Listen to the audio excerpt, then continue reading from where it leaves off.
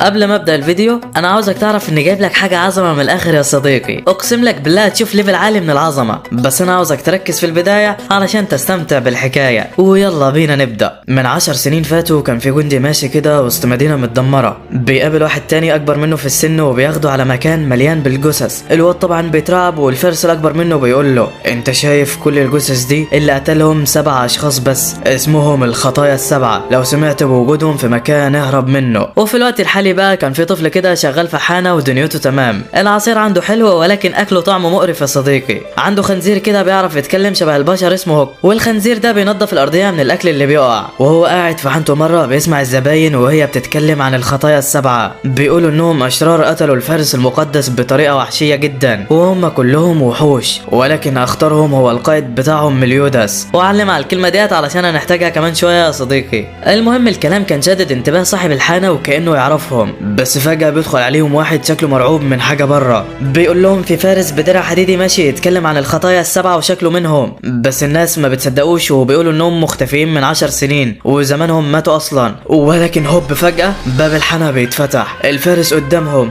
الناس اللي في الحانه كلهم خافوا وطلعوا يجروا براها، الا الولد ده راح على الفارس وقال له انت عاوز مين؟ لسه ما كملش الكلمه وبيلاقي واقع على الارض والقناع بتاعه بيتشال، وبيطلع لنا القمر دي شكلها تلعب ولا ايه يا صديقي؟ بياخدها صاحب الحانه وبيعالجها وبعدها بيجيب لها اكل، وكالعاده كان وحش جدا، ولكن البنت كانت بتعيط علشان اخيرا حد اكلها. بيسالها الواد ده انت بتدوري على مين وليه كنت لابسه كده؟ بتقول له انا بدور على الخطايا السبعه. ولسه هتكمل واذا بباب الحانه بيخبط، جنود من المدينه جايين علشان يقبضوا على الفارس الحديدي. صاحب الحانه بيطلع لهم وبيخلي هوك يلبس الدرع ويمثل كانه الفارس، ولكن الخدعه ما بتمشيش عليهم. لسه ما كملوش الكلام والبنت بتطلع من الحانه وبتبدا تجري على الغابه، الجنود لما بتشوفها بتجري وراها وبتبدا تلاحقها، بس وفجاه هوك من وراهم بيضربهم واحد ورا التاني وبيوقع الاخير من على الجرف ويبعده. جامد يا هوك والله. صاحب الحانه كمان كان لحق البنت وما خلاهاش تقع، سالها بعدها وبيقول لها انت ليه بتدوري على الخطايا السبعه؟ البنت بتقول له الفرسان المقدسين هجموا على الملك من فتره، ولو حد يعرف يقف قصاد الفرسان فهم الخطايا السبعه مش اكتر. الواد بيقول لها بس الناس بتقول عليهم اشرار وممكن يقتلوكي. البنت بتقول له استحاله يكونوا كده، ابويا دايما كان بيحكي لي عنهم وانا متاكده انهم الضحيه مش اكتر. ولسه ما كملتش الكلام وهوب واحد بالسيف بتاعه بيشق المكان اللي هم فيه وبيقعوا تحت، واتضح ان ده فارس مقدس جاي هنا علشان يتخلص من الفارس الحديدي. بس انت متخيل انهم هيموتوا وخلاص يا صديقي؟ لا والله. صاحب الحانه بيلحقهم كلهم وبينقذ الجندي اللي كان واقع قبل كده، الفارس اتصدم منه، بيبص بعد كده عليهم علشان يعرف مين الخطير فيهم، بيلاحظ الحلق بتاع البنت وبيعرف انها الاميره اليزابيث. ده يوم سعدي، اجهزي علشان هتموتي. البنت بتطلع تجري والفارس بيهجم عليها بكل قوته، بس الواد بيلحقها. اليزابيث بعدها بتقرر تسلم نفسها علشان صاحب الحانه يهرب، بس الفارس بيضربها تاني لولا ان الولد بيلحقها. البنت هنا ما قدرتش تستحمل وبدات تعيط، بتقول له انا طلعت علشان ادور على الخطايا السبعه وعمري ما خرجت في رحله قبل كده لوحدي، لبست درع كبير عليا علشان اخفي هويتي، كل الناس كانت بتعاملني وحش الا انت، بالرغم من ده كله بتحاول تحميني وانا حتى لسه ما اعرفش اسمك. الواد بيقول لها مليوداس ده اسمي. البنت اتصدمت، مستحيل يكون بجد. الجندي اللي مليوداس كان لحقه كان فاق في الوقت ده، وبيقول لي اللي معاه ما تعصبوهوش، انا شفت الرمز على كتفه، ده اخطر واحد فيهم. وهوبا الفارس ضرب ضربه وهو اللي اتعور في الاخر. بيقول ازاي كده؟ انا متاكد اني ضربت بقوه. بيدقق النظر في مليوداس وبيعرف حقيقته، بيقول ازاي كده؟ انت شكلك ما اتغيرش من 10 سنين. مليوداس قال له اخيرا عرفتني، وهوب ضربه ضربه كسرت عظمه وطيرته في السماء. اللي بعده يا هناه يا سعده، خطية الغضب مليوداس قائد الخطايا السبعة تم التأكيد بوجوده. وتاني يوم بقى بتكون اليزابيث فرحانة جدا علشان اخيرا لقت حد من الخطايا السبعة، بتفتكر الماضي بتاعها لما الحراس هجموا على الملك علشان يحبسوه، بتفتكر كمان الملك وهو بيقول لها تهرب وتدور على الخطايا علشان هم اللي هيقدروا يلحقوا المملكة، وكانت في قمة الحزن وقتها. بس بعدها مليوداس بينده لها، بيجيب لها هدوم جديدة وبيخليها تلبسها، بياخدها بعدها على مدينة برنيا واللي فيها افضل الاعشاب لعمل العصير، وطبعا الاعشاب ديت بتنمو على اطفاف الانهار المليئة بالماء العذب. بيروحوا فعلا هناك ولكن الانهار بتكون جافة نهائي، مفيش فيها قطرة مية واحدة. بيشوفوا هناك كده ناس متجمعة وبيروحوا عليهم وبيعرفوا ان في فارس مقدس حط السيف بتاعه في المدينة علشان العصير بتاعهم ما عجبهوش، ونتيجة لكده السيف ده بيمنع تدفق اي مياه في الانهار او اي حاجة. كل المدنيين في الوقت ده كانوا متجمعين علشان يرفعوا السيف بس ما حدش قادر يحركه،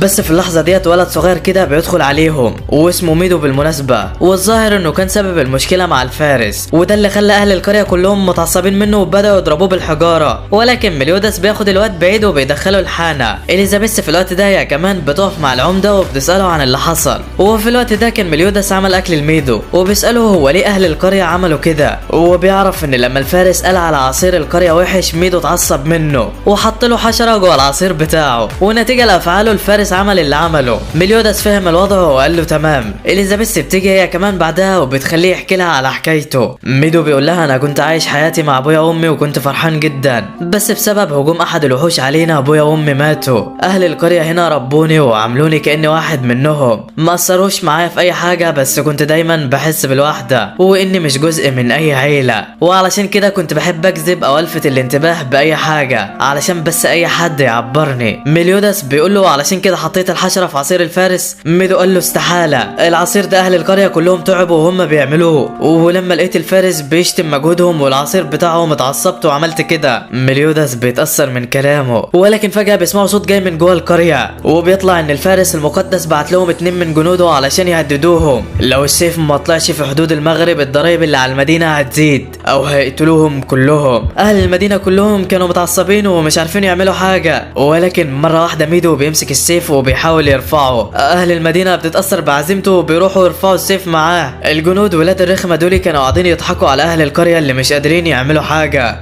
بس انت متخيل ان مليودس هيسكت بعد كل ده يا صديقي؟ لا والله، مليودس بيتقدم زي الاسد وبيشيل السيف بايد واحدة. اهل القرية كلهم اتصدموا من اللي حصل. الانهار رجعت تاني والكل بقى في قمة السعادة. بالليل بقى الكل بيروح علشان يحتفلوا ويشربوا عصير من القرية، بس الفارس ده جنوده بتجيله وبتقول له على اللي حصل وان في شخص قدر يطلع السيف بتاعك وشكله عيل صغير. الفارس بيقول لهم تمام وبياخد رمحه وبيطلع بيه على بره. وبالمناسبة الفارس ده اسمه غل. بيقول للي جنبه قول لي على المسافة واتجاه القرية بتاعتهم بالظبط. بيقول له فعلا، وغل بيقول له تمام وبيحدف الرمح بكل قوته. مليودس بيحس بالرمح وهو داخل عليهم، بيطلع علشان يستناه بره. اليزابيث هي كمان بتكون بره، بتكون حاسه انها تقيله على مليودس ومش عارفه تساعده باي حاجه، بس الواد بيقول لها ما تقلقيش كله تمام واهم حاجه صحتك، وكان مشغول في الرمح اصلا. اليزابيث لسه هتفرح وبتلاقيه بيمسك الرمح بكل قوته. الرمح بياخده وبيرجع لورا وبيكسر كذا بيت في طريقه، ولكن مليودس بيلف جسمه وبيقدر يمسكه، بيجمع كل قوته وهوب بيرجع الرمح للفارس تاني. الفارس بيحس بيه، ولكن ده مليودس يابا هد المكان بتاعه وجرحه في وشه. غيل بعدها بيتاكد ان ده هو فعلا قائد الخطايا وبيستعد بعد كده للهجوم عليه وقتله. بس مليودس بيقرر بعدها انه يمشي من القريه علشان اهلها ما يتعرضوش للاذى بسببه. بيحدد وجهته على غابه الاحلام، واللي شاكك ان في حد هناك من الخطايا وشكلها هتولع يا صديقي.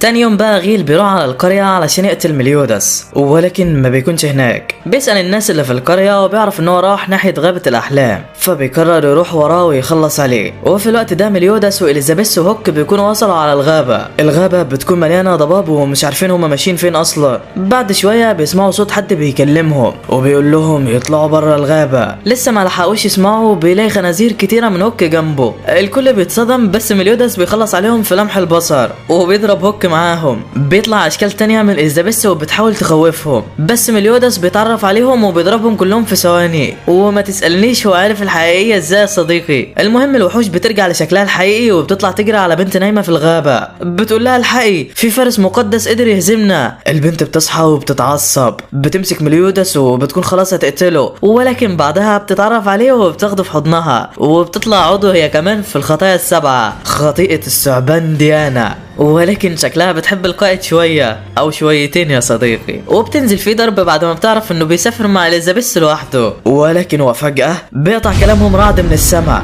بينزل قدامهم وبيقيدهم كلهم، مفيش حد فيهم عارف يتحرك. ايوه يا صديقي، غل وصل علشان يخلص على الخطايا، بيدخل عليهم بكل شجاعة وبيقول لهم اجهزوا علشان هتموتوا. اليزابيث بتتعرف على غل وبتبدأ تقنعه ما يقتلش مليودس، بس ده مش شايف غير الانتقام مش اكتر. وبيطلع ان غل ده ابن الفارس المقدس زرتار اللي الخطايا السبعة متهمين بقتله اصلا. غل بيقول لي اليزابيث تمشي من هنا، انا مش عاوز اقتلك معاهم. بيفك اللي عليها، ولكن البنت ما بتمشيش بتمشي وبتروح تدافع عنهم. بيلاقي هوك تحته كده بيتلوى من الوجع فبيشوطه برجله بعيد عنه، واليزابيث بتروح علشان تلحقه وبتبدا بعدها المعجنه. مليودس بيفك الكهرباء اللي عليه وبيقول لديانا ما تتدخليش في القتال. بيبدا الاتنين في هجوم من نار على بعض. غل بيكون متفوق وبيضرب مليودس بكل سهوله. مليودس بيحاول يفادي الضربات بس الوقت سريع جدا ومش ملاحق على تحركاته. مليودس بيقع على الارض وبيجي علشان يقوم تاني. بيسمع غل من وراه بيقول له انا دلوقتي اقوى من الخطايا السبعه كلهم، وبيديله واحده بتوقعه على الارض غرقان في دمه.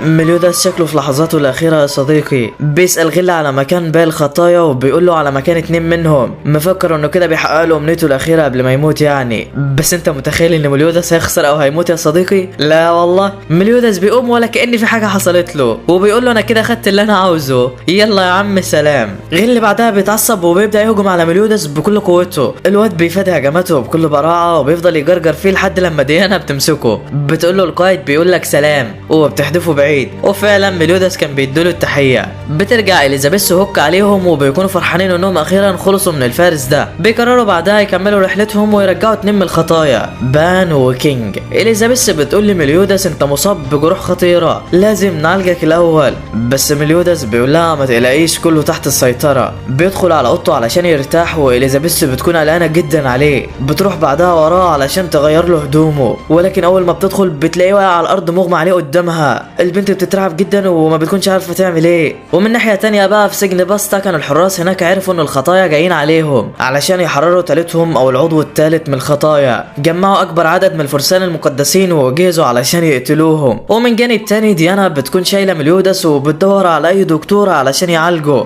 بس للاسف كل اللي بيشوفها بيخاف من حجمها وبيطلع يجري. اليزابيث وهوك بيطلبوا منها تقعد مكانها وهم هيجيبوا الدكتور لحد هنا. ديانا بتضطر انها توافق وبتقتنع بكلامهم. واحده من الفرسان المقدسين كانت بتراقبهم وبتقرر تهجم عليهم في الوقت ده. اليزابيث بتجيب الدكتور فعلا وبيبدا يدي العلاج لمليودس. البنت كانت حزينه جدا عليه وبتحاول تعالجه باي طريقه. ديانا هي كمان بتكون قاعده ومش عارفه تعمل حاجه. بتقرر تروح لسجن باستا وتحرر بان لوحدها. اليزابيث بتجري عليها علشان تمنعها، بس ديانا بتقول لها ارجعي انت وخدي بالك من القائد، انت صغيره وهتعرفي تدخلي البيت بكل سهوله، انما انا مستحيل اقدر اعمل كده. ديانا بعدها بتعيط اكتر وبتقول لي اليزابيث انا كنت ماشيه في مره شويه من البشر اتجمعوا عليا علشان يضربوني، كنت متعصبه منهم وهضربهم، بس مليودس اتدخل وضربهم هو بدالي. سالني بعدها اذا كنت خايفه منهم ولا لا. اتصدمت منه علشان دي كانت اول مره احس ان في حد خايف عليا. انا عارفه ان مشاعري مستحيله،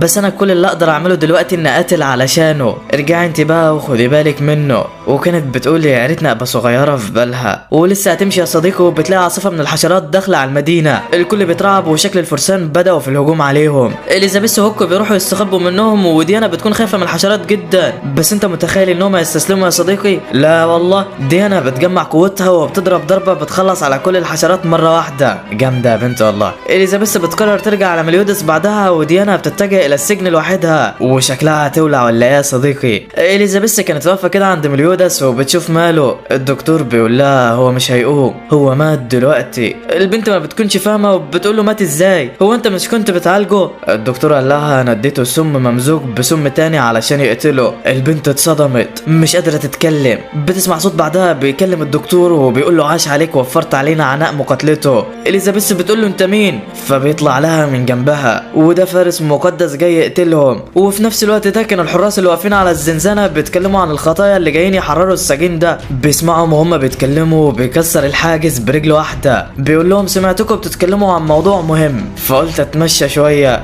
الحراس بتتصدم وما بتكونش مصدقه انه بيتحرك اصلا. واحده من الحراس بتسمع الدوشه وبتدخل عليهم بكل شجاعه. بتقول الحراس بلغوا الفرسان بالاتي في سجين قاوم، فاضطرت جيريكو انها تقتله. ده ايه الثقه ديت يا بنتي؟ الحراس قالوا لها تمام وراحوا على الفرسان. البنت تهجم على السجين بكل قوتها وهوب مره واحده بيفادي كل ضرباتها وبيخليها تقص له شعره. بيقول لها عاش عليك والله، تنفعي حلاقه برضه يا ابن اللعيبه. وبالمناسبه يا صديقي ده العضو الثالث من الخطايا، خطيئه الثعلب بان. ومن جانب تاني كان الفارس المقدس عند إليزابيث بيحاول يسرق سيف مليودس، حط ايده عليه ولكن مليودس مش راضي يسيبه. بعدها بيظهر فلاش باك لمليودس هو وبان قبل كده لما حاول انه ياخد السيف بتاع القائد بالعافيه، فتعصب منه وعمل له الجرح ده في وشه، وشكل السيف ده مهم جدا بالنسبه له يا صديقي. نرجع بقى للحاضر لما الفارس المقدس اخده منه بالعافيه، لسه ملحقش يفرح بيلاقي مليودس واقف وماسكه منه. الفارس اتصدم، حاول ياخده تاني ولكن هوب هالة شيطانيه تحيط بمليودس والمكان كله. عينين الواد اتغيرت وخلت الفارس يترعب وطلع يجري منه. اليزابيث كانت قلقانه من اللي بيحصل وسالته اذا كان هو مليودس اللي عارفينه ولا لا، فقال لها ما تلاقيش انا زي ما انا، وهو بقى في قمه السعاده. بيسالها بعد كده على اللي بيحصل هنا وبتبدا تحكي له على كل حاجه، عرفته بكل اللي بيحصل وان ديانا راحت علشان تحرر بان لوحدها. مليودس قال لها تمام وطلعوا يلحقوا الفارس، وباستخدام انف هوك الخارق قدروا يحددوا مكانه بسهوله. جهزوا علشان المواجهه. مليودس قال له انت هتقول لي مين اللي بعتك عشان تسرق السيف ولا اقتلك دلوقتي؟ الفارس اتصدم، رافع ايده مستسلم لمليودس، لسه هيستسلم وبيلاقي مليودس بيصد الخنجرين بتوعه، واللي اتضح ان الفارس ده رماهم وقت ما رفع ايده علشان يعمل نفسه مستسلم. ده شكله مش سهل وغدار يا صديقي.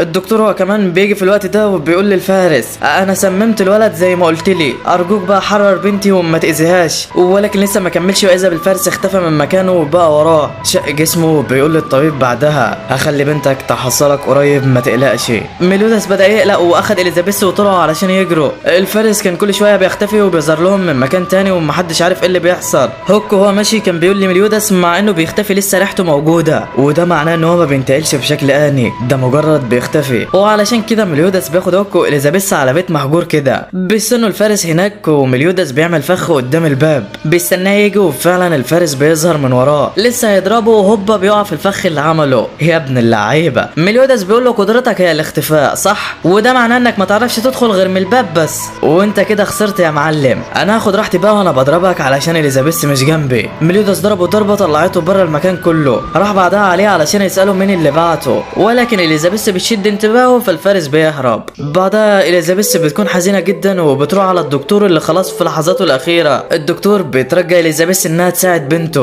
وفعلا بتوافق. بعدها اليزابيث بدات تعيط جامد، بتقول كل ده بسببي، لو انا ما كنتش جيت هنا ما كانش حصل كده ولا حد مات. انا حاسه اني عباره عن النحس كل لما اروح في مكان حد يتاذى بسببي. وقتها ميلودس بيتعصب منها ويقول لها انا مش شايف انك نحس ولا حاجه، انا شايف ان كل اللي بيحصل ده ضروري لتحقيق الغايه النهائيه واللي هي اننا نلحق الملك وننقذ شعبه. انا وافقت اساعدك علشان عزيمتك اللي شفتها قبل كده، وهساعدك حتى لو ده معناه موتك. عزيمه قائد الخطايا غير يا جدعان. اليزابيث اتصدمت من الكلام وعرفت انها غلطت لما قالت كده، اعتذرت منه وبعدين بيكملوا رحلتهم. ولكن شكل الفرسان عارفين طريقهم وبيجهزوا لهم ترحيب من نار يا صديقي. بيطلعوا اخيرا من المدينه علشان يروحوا على سجن بان، ولكن هوب ديانا بتقف قدامهم وشكلها كانت هتقتله، بس ميلودس بيندهلها فبترجع لوعيها تاني. لسه هيكلموها وبتسمع صوت جرس كده وبتدخل في حاله هيجان تاني، بتبدا تضرب في القائد وفي كل اللي قدامها، واتضح ان في فارس بيدخلها في وهم وبيخليها تفكر ميلودس عدو ليها ولازم تقتله. الواد بياخد اليزابيث وهوك وبيجروا علشان يستخبوا ويشوفوا حل للي بيحصل ده، ولكن ديانا وراك ومش هتسيبك. بيقابلوا اتنين من رعاة الغنم وهما بيجروا فبياخدوهم معاهم.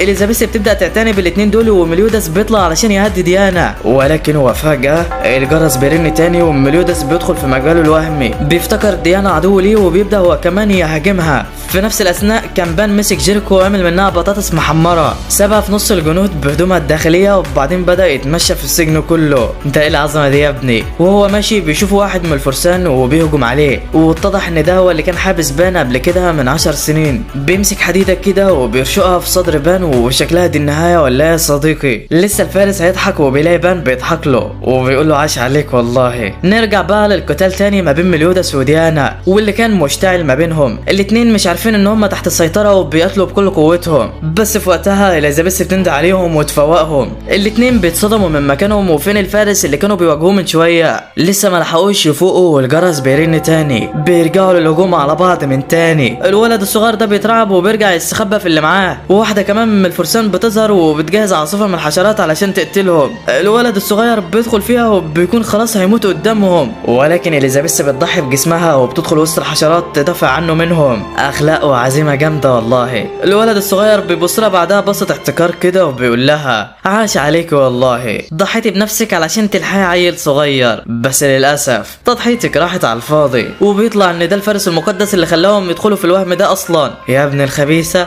اليزابيث بتتحايل عليه يرجعهم لطبيعتهم، ولكن الواد بيضربها من غير رحمه. بتقوم تاني ولكن برضه بيضربها تاني. بيقول لها الفارس كمكافاه ليكي على تحملك الضرب ده عرفك ايه اللي بيدخلهم في الوهم. لسه هيقول لها الجرس ده وما بيلاقيهوش معاه. اليزابيث كانت عارفه واخدته وهي بتنضرب اصلا. الفارس بيتعصب منها جامد وبيكون خلاص هيضربها، بس مليودس بيمسك ايده بيزقه بعيد عنه كده وبيروح على البنت وبيقول لها انا خلاص قبلت بعزيمتك وهساعدك بكل قوتي. الفارس بيستغل الفرصه وبيضرب مليودس بكل قوته وبيبعده عنه. بس انت متخيل ان مليودس هيسكت له بعد ما ضرب اليزابيث يا صديقي؟ لا والله، هوب بوكس بيخليه يطير في السماء. الفارس بيقف والبوكس التاني بيكسر بيه جدار السجن. بعدها وقف تالت بس التالتة ثابتة يا صديقي. الفارس خلص بضربة واحدة. مليودس بعد ما ضربه قال له ده جزاك علشان انت ضربت حد عزيز عليا. الله على الجمال يا ابني. اما الفارسة بتاعت الحشرات فديانا كانت قامت معاها بالواجب، والجنود بعد ما شافت الفارس بينضرب اترعبت وكلهم طلعوا يجروا من السجن وهربوا. اما اليزابيث فكانت تعبانة جدا من كمية الجروح اللي فيها ومش قادرة تتحرك. بتروح عليها ديانا وبتقرر توديها على المدينة تتعالج الاول، ولكن اليزابيث ما بترضاش وبتقرر تكمل معاهم الطريق للاخر. ديانا بتوافق على عزيمتها وبتحطها في شنطتها معاها. بعدها بيسالوا الراجل اللي واقف عن مكان كل من بنت الطبيب وبان، بيقول لهم عن المكان فعلا وبعدين بيروحوا. اول ما بيدخلوا جوه السجن الفارس ده بيعمل عليهم تعويذه تحبسهم جوه السجن الى ابد الابدين، وبيقول مستحيل اي حد يقدر يطلع من هنا حتى لو كانت عشيره تنانين هايجه. وفي الوقت ده كانت ديانا عرفت مكان بنت الطبيب وراحت علشان تنقذها. البنت كانت مرعوبه جدا منها ولكن في الاخر اغمى عليها. اخدتها ديانا وحطتها في الشنطه بتاعتها جنب اليزابيث، ولكن هم واقفين كده بيسمعوا صوت وراهم. بيبصوا واذا به بان خطيه الثعلب، وبنعرف ان بان كان قدر يهزم الفارس وشال الحديده وحطها في صدره. يا ابن اللعيبه. المهم بعد ما مليودس بيشوف بان بيبدا الاتنين في الترحيب ببعض، وكان هزارهم تقيل حبتين يا صديقي، او تقيل خالص حرفيا. السجن والحاجز بتاع الفرسان ما قدرش يستحمل ويتهد من قوه هزارهم. ده ايه الجمدان ده يا جدعان؟ الفرسان طبعا وحراس السجن بعد ما شافوا قوتهم خلعوا من المكان كله. بعدها بيرجعوا على المدينه والمفاجاه ان الطبيب بيطلع عايش وما ماتش زي ما هم فاكرين. بيسالوا مليودس عن اللي حصل بس الطبيب بيقول له انا ما عنديش ادنى فكره انا خفيت ازاي. بعدها بيعزمهم الطبيب على وليمه بمناسبه انهم رجعوا له بنته، فبيوافقوا. اليزابيث في الوقت ده كانت اتعالجت ونايمه علشان ترتاح وتحضر الوليمه بالليل. بس بعد ما عرفتها ديانا بان الطبيب بقى كويس كانت فرحانه جدا وعيطت من الفرحه. بالليل بقى بيعرفهم القائد على بان والكل بيرحب بيه. بيتصدم شويه من هوك علشان لقى خنزير بيتكلم، ولكن مع الوقت بينسجموا والكل بعدها بقى في قمه السعاده. ولكن في اللحظات ديت بتتقاطع الشوب في السماء، وبيفتكر الدكتور في الوقت ده مقوله بريطانيه قديمه: حينما تتقاطع الشوب في السماء فهناك نذير حرب على الابواب. فيا ترى ايه اللي هيحصل بعد كده في حكايه الخطايا؟ ويا ترى السبعه هيتجمعوا تاني ولا لا؟ استنونا في الاجزاء اللي جايه من حكايه. ده الجزء الثاني من حكايه الخطايا السبعه. الجزء الاول كان عباره عن تسخين بس لبدايه القصه يا صديقي، اما الجزء ده فاقسم لك بالله يخليك تولع من الحماس. بس كل اللي انا عاوزه منك تركز معايا في البدايه علشان تستمتع بالحكايه. ويلا بينا نبدا. وبعد ما احتفل الخطايا برجوع بان ليهم مع الطبيب وبنته، قرروا بعدها التوجه الى عاصمه الموتى، وده علشان انهم سمعوا ان كينج هناك. بيروحوا هناك فعلا والكل بيكون متحمس. ولكن بان في الوقت ده كان عمال بيفتكر ذكريات مؤلمه في ماضيه لما حاول يسرق كاس الخلود في غابه الجنيات زمان. بيوصل عند الكاس فعلا ولكن الحارسه بتكون هناك وبتمنعه. بيحاول يطلع تاني ولكن بتمنعه، تالت ولكن كل مره الحارسه بتوقعه من على الشجره، لحد لما بان بيتعصب منها في مره وبيقدر يسرق الكاس منها. لسه هيشربه البنت بتلحق ايده وبتكتفه بالشجر، بتاخده منه وبتقول له انت ازاي ما بتموتش من الوقعات دي؟ انت متاكد انك بشر عادي؟ بان بيقول لها كل مره بقع على حاجه شكل بتحميني. البنت بتعرف ان الغابه بتحمي الشخص ده وشكله وراه حاجه. بتقول له البنت واللي اسمها إيلاين بالمناسبه ان الكاس ده هو روح الغابه، ولو شربته كده الغابه هتموت وهتختفي من الوجود. بان قال لها خلاص فهمتك ومش عاوزه، بس البنت كانت شاكه فيه وقالت هو اكيد يعني بيكذب. حاولت تقرا افكاره واتاكدت ان هو ما بيكذبش فعلا. فكت بعدها وثاقه وعرفته بنفسها. وبان وقتها بيفوق من نومه، بيطلع على القائد بره وبيوصلوا اخيرا على مدينه الموتى وبيدوروا على كينج هناك. واليزابيث كانت سالت مليودس عليه وحكى لها شويه عنه وقال لها ده نجمه حظ الخطايا الخطايا. وبن في الوقت ده كان ماشي في المدينه بيحاول يجمع اي معلومات ولكن مش لاقي اي حاجه. بيشوف بنت صغيره كده بتقع قدامه من الجوع فبيروح عليها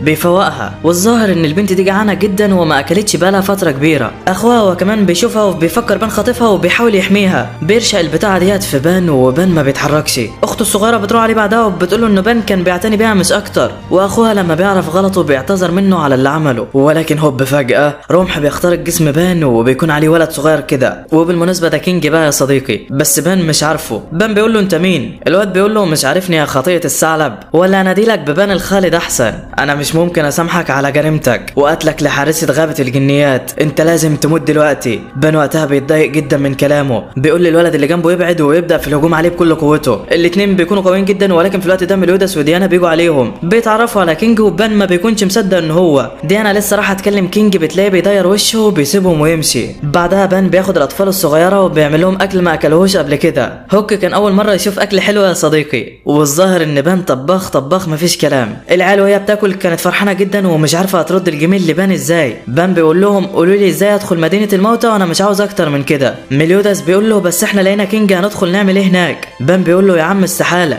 ده مش كينج. ميليوداس بيقول له لا هو. المهم بيقرروا يدخلوها في الاخر. بيسالوا الواد ده على مكانها والواد بيقول لهم هي موجوده في القريه بس مش اي حد هيعرف يدخلها. بن بيقول له بلاش الغاز ولخص في الكلام علشان نفهم. البنت بتقول له ذكرى ثمينه مع شخص ميت هتفتح لك الطريق لعاصمه الموتى. وبالمناسبه الواد اللي عورك ده كان كل يوم بيسال عليها ولكن برضه ما بيعرفش يدخلها. بن بيقول للبنت تمام وبيكون خلاص مقرر يدخلها. وفي الوقت ده كينج كان طاير في الغابه كده ومبسوط جدا وشكله بيحب ديانا قوي يا صديقي. بيفتكر بعدها بان ووشه بيقلب وبيقول ما تسمحوش للخاين ده يخدعكم، وبعدها بيقرر يروح عليهم تاني. وفي الوقت ده كان الكل رايح على المدينه علشان يشوفوا يدخلوا على عاصمه الموتى ازاي. بن بيقف كده وبيفتكر إيلاين وهي بتساله هو كان عاوز كاس الخلود ليه. بن بيقول لها علشان حياتي ملهاش طعم دلوقتي وحاسس ان لو عشت فتره اطول يمكن الاقي حاجه تغير حياتي. إيلاين بتقول له تمام. بن بيفوق من ذكرياته والمكان كله بيتملأ ازهار، الكل ما بيكونش مصدق. عاصفه بتلف حواليهم والمفروض ان دي البوابه اللي هتنقلهم جوه عاصمه الموتى. كينج بياخد باله ان هم يدخلوا وبيجري عليهم وبيدخل في الاعصار هو كمان. بيوصلوا على مكان غريب كده والكل ما بيكونش عارف هم دخلوا ازاي، ولكن فجاه بن بيشوف إيلاين وبيجري عليها. كينج هو كمان بيشوف بن وبيطير عليه علشان يقتله. وفي الوقت ده كان في فارسه وصلت على المكان وعرفت ان الخطايا في عاصمه الموتى،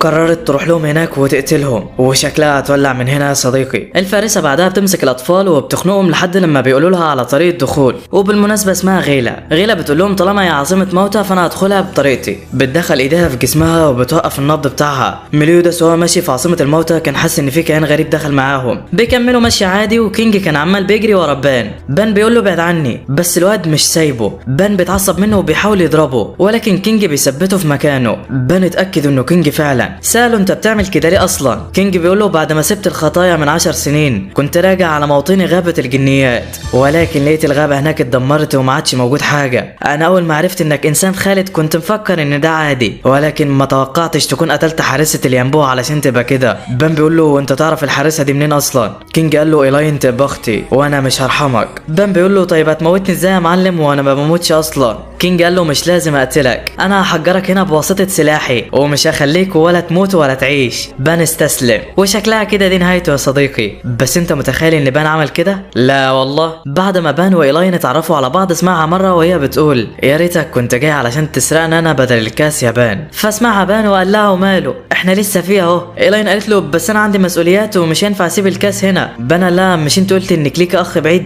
انا هرجعه وبعدين اسرقك من هنا. البنت فرحته وكانت في قمه السعاده ولكن مره واحده شيطان بيهجم على الغابه وبيحرق كل الاشجار اللي فيها. إيلاين بتلحق الكاس وبتقول لبن يهرب بسرعه. بن ما بيسمعش الكلام وبيروح على الشيطان علشان يقتله. بيستخدم قوته وبيطلع قلبه بكل سهوله. ما فكروا انه كده خلاص قتله ولكن المصيبه ان الشياطين عندها اكتر من قلب يا صديقي. إيلاين بتحاول تلحقه ولكن الاتنين بينضربوا وبيكونوا خلاص هيموتوا. بن بيقول لإيلاين اشربي الكاس ده واهربي بسرعه من هنا ولكن إيلاين بتشربه هو الكاس وبتفضل هي بجروحها بدال. باله. بان بعد ما بيشرب الكاس بترجع له قوته وبيفضل بعدها يضرب في الشيطان لحد لما بيقتله. بيحاول يلحق إيلاين بعدها ولكن كانت خلاص في لحظاتها الأخيرة. بتقول له قول إنك عاوز تسرقني تاني. لسه هيقولها لها وبيلاقيها ماتت. بان بيتأثر جدا وبيعيط من اللي حصل له. وفي الوقت الحالي بقى كينج كان خلاص بيودع بان وهيمشي. في نفس الوقت ده غيلا كانت وصلت على مكان مليودس وشكلها ناوية تقتله. مليودس أول ما بيشوفها بيحس بخطورتها. بيقول له هوك ياخد إليزابيث ويهرب من هنا بسرعة. هوك بيسمع الكلام وبيفضل يجري ويجري لحد لما بيقول المكان هنا حلو وكفايه كده. ولكن هوب بيلاقي ميليودس مخبوط فوقه وبيقول له انت لسه هنا، امشي في ابعد مكان.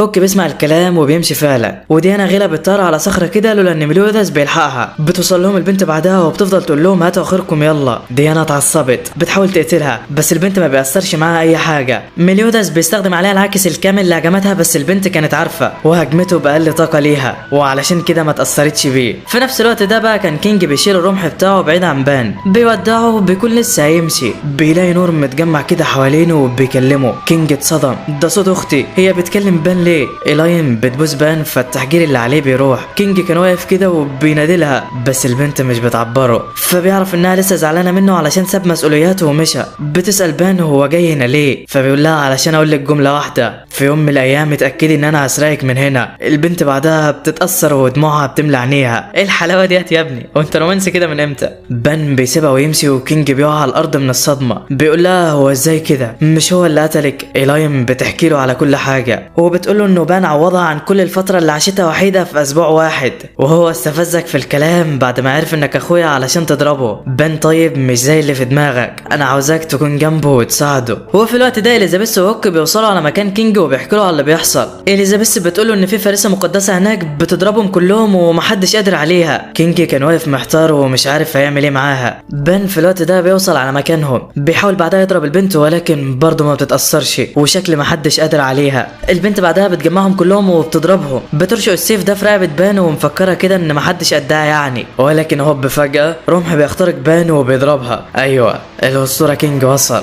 بان بيقول لكينج ايه اللي بتعمله ده؟ كينج قال له انا جاي علشان انقذك. غيلا في الوقت ده كانت بتقف من الخبطه وبتستعد علشان تخلص على كينج وتقتله. بتقول له جاهز علشان هتموت. بتضربه ولكن بيصد ضرباتها كلها بالرمح بتاعه وده بقى رمح اسطوري اسمه شاستفور. البنت بعدها انبهرت منه وقالت له حلو كده المواجهه، يلا بقى تعالوا انتم الاربعه عليا. بس كينج بيقول لها لا انا لوحدي كفايه. ومليودس وبان اكدوا على كلامه وقعدوا علشان ما يقتلوش معاه. البنت بعدها بتتعصب وبتكون خلاص هتهجم على كينج ولكن الرمح بتاعه في اقل من ثانيه كان طار عليها وعورها في وشها. البنت لسه ما لحقتش تتكلم وبتلاقي هجمات عليها من كل اتجاه. وعلى وضعك يا كينج يا جامد. وبيتضح ان كينج ده هو ملك غابه الجنيات وعنده قوه مهوله يا صديقي. المهم غيلا بتتعصب جدا منه بتطلع على مكان عالي وبتجمع طاقه كبيره جدا علشان تخلص على كينج هو وفرقته وبتكون خلاص هتقتلهم. بس انت متخيل ان كينج يسكت لها يا صديقي؟ قولها معايا. لا والله الرمح بيغير شكله وبيكون رماح كتيره صغيره بتصد هجمات غيلا كلها وبتتجمع فوقها علشان تكسرها. وعلى وضعك تاني يا كينج يا جامد.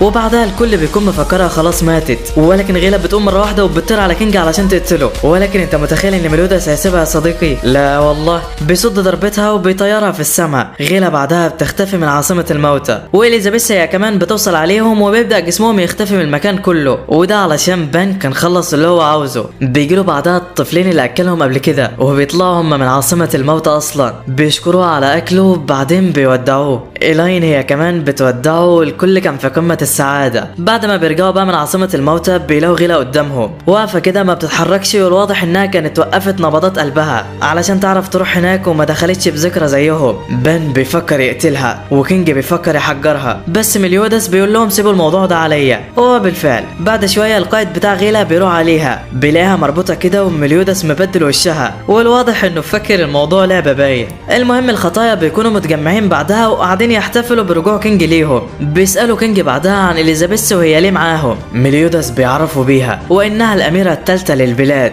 كينج بيتصدم بيكبر نفسه على اساس انه راجل كبير وكده. البنت بتقول له خليك على طبيعتك يا عم وفعلا بيرجع على طبيعته. بعدها اليزابيث بتقول له انت جامد كده ازاي؟ انت هزمت عدو معرفش مليودس وبان وديانا يهزموه مع بعض. كينج بيقول لها انا عارف انه قوي بس الثلاثه دول لو معاهم السلاح الامبراطوري بتاعهم كانوا هزموها بكل سهوله. بيسالهم بعدها كينج على مكان سلاحهم. ديانا بتقول له انا ضيعته وبان بيقول له اتسرق مني ومليودس بيقول له انا بعته. الواد اتصدم ومش عاوز اسمعك صدمته يا صديقي. المهم في الوقت ده بقى كان في شويه من المتمردين بيحاولوا يغزوا المملكه، ولكن غيلي بينزل عليهم وبيبدا يفرتك فيهم واحد ورا التاني، وكان معاه فارس مقدس كده قوي هو كمان واسمه هاوزر بالمناسبه، وهو شكله جامد اخر حاجه. المهم في الوقت ده في المملكه كان اقوى 2 من الفرسان مجمعين كل الفرسان الصغيرين وبيديلهم نصايح للحرب اللي هتحصل. اللي على الشمال ده اسمه هندريكسن وقوته مهوله يا صديقي، واللي على اليمين ده اسمه دوريفاس وقوي جدا برضه. المهم بعد نهايه الكلام غيل وهاوزر بيروحوا على دوريفاس علشان يحكي لهم على اللي بيحصل. بيقول لهم ان الخطايا ال7 انضم ليهم كينج دلوقتي وهم بقوا 4 مع بعض. هاوزر بيقول له بس هم اقوياء يعني، اكيد قوتهم زي اي حد من البشر. دوريفاس بيقول لهاوزر لا انت تعرف مملكه ليونا اللي دمرها هو شخص واحد بس، وهو قائد الخطايا مليودس. بعد ما سيطر عليه غضبه الواد بيتصدم وبعدين بيمشي. بعدها غيل بيحكي له على اللي هندريكسن بيعمله وانه بيجمع مجموعه كبيره من المبتدئين تاني. وفي نفس الوقت كان كينج بيشرح لمليودس عنهم برضه. بيقول لمليودس هتصدقني لو قلت لك ان غيلا فارسه مبتدئه وضعيفه؟ مليودس بيقول له بتهزر صح؟ كينج قال له لا، في اعداد كبيره جدا من الفرسان المبتدئين بداوا يظهروا الفتره الاخيره، عندهم قوه كبيره ولكن محدش عارف مصدرها وشكل الموضوع وراه حاجه. المهم هوك بيقول لكينج بعدها طيب هو السلاح الامبراطوري بتاعهم بيعمل ايه ليهم؟ كينج بيقول له لو افترضنا ان البحر ده طاقه واحد منهم مثلا، اللي هتعرف تاخده بكف ايدك، شويه صغيرين اكيد، لكن لو معاك السلاح الامبراطوري ده اللي هتعرف تاخده. هوك بيتصدم وبيروح على مليودس علشان يهزقه علشان بقى السلاح بتاعه. بعدها الكل بيرجع على الحانه علشان ينام. اليزابيث كانت زعلانه جدا وخايفه على اخواتها في المدينه وحاسه ان في حاجه مش كويسه بتحصل، بس مليودس بيطمنها وبيقول لها ما تقلقيش هننقذ كل قرايبك. البنت بتفرح وكانت في قمه السعاده، بس في المدينه كان في حاجه بتحصل فعلا. غيلا بتاخد الاتنين دول على تحت الارض كده وبتشيل اللي على وشهم. هندريكسن بيكون قدامهم وبيقول لهم اجهزوا علشان هتتولدوا من جديد. العيال ما بتكونش فاهمه حاجه ولكن هندريكسن بيفهمهم. بيروح على الشيطان اللي بان قتله وبياخد منه كوبايتين كده، بيقول لهم اشربوا يلا، اللي عاوز القوه يشرب بسرعه. جيروكو بتفتكر بان وهو بيهنها قدام الجنود وبتشرب الكاس في ثانيه. الواد ده هو كمان بيشربه بعد ما بيفتكر ان مليودس هانه. بعدها جيروكو وقعت على الارض وجابت دم من بقها. الواد ده بقى ما وقعش وكان مفكر نفسه متوافق مع الشيطان،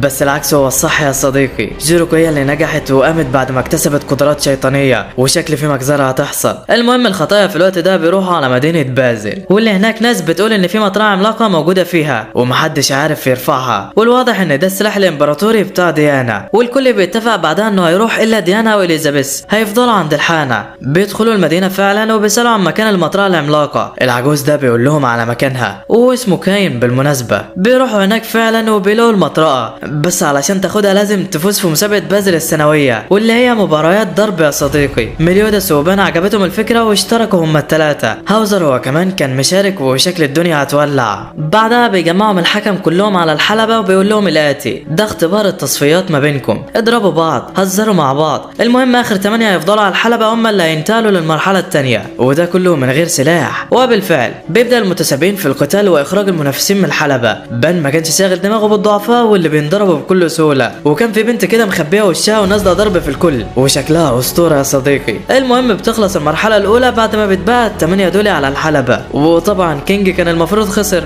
بس بسبب انه فضل طاير اتحسب ضمن الثمانيه. بعدها الحكم بيدخلهم غرفه علشان يعملوا قرعه واللي هيختار زي الثاني هيتنافس معاه، وبالفعل بيختار كل واحد فيهم وبيستنوا النتيجه. بان كان متحمس جدا ومستني وصوله للنهائي. مليودس هو كمان كان متحمس وشكلهم عاوزين يتنافسوا باين. الحكم بعدها بيطلع بالنتيجه ومين هيتنافس مع مين، والمباراه الاولى هتكون غريامور ضد ماترونا واللي هي البنت الجامده ديت، والمباراه الثانيه هتكون هاوزر ضد المصارع ده. كينج بعد ما سمع اسم هاوزر قلق جدا وعرف انه فارس مقدس. راح قال لبان انت اكيد غيرت اسامينا وانت بتسجلنا صح؟ قال له بان عيب عليك بقى. الحكم كمل كلامه وقال المباراه الثالثه هتكون كاين ضد العجوز. كينج بيضحك بيقول العجوز اسم مين المضحك ده؟ بان بيقول له ده اسمك. عيل مستفز والله. وكينج طبعا اتصدم وكان في قمه الزعل. اما القتال الاخير بقى فهيكون بان ضد مليودس، وكان مسميهم بقان ضد مليودفو. ابدعت يا ابني في تغيير الاسامي والله. المهم هاوزر بيشك فيهم بعد ما بيسمع اساميهم ولكن بسبب غبائه ما بيعرفهمش.